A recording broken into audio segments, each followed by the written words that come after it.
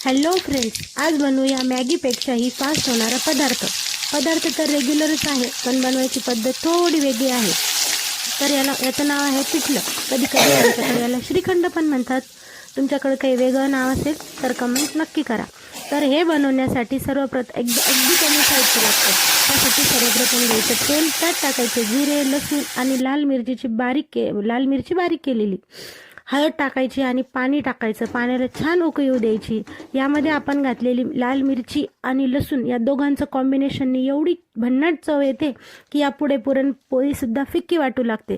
छान पाण्याला उकळी आली की त्यात बेसनपीठ सोडायचं आणि छान फेटून घ्यायचं. गोळे फुटेपर्यंत छान त्याला फेटायचं आणि या पदार्थाचा आस्वाद घ्यायचा. पोटभर जेवायचं, मनभर जेवायचं. हा पदार्थ एवढा छान आहे ना, एक व्यक्ती असो वा 10, झटपट होणारा आणि मन तृप्त करणारा. बाय, भेटूया उद्या.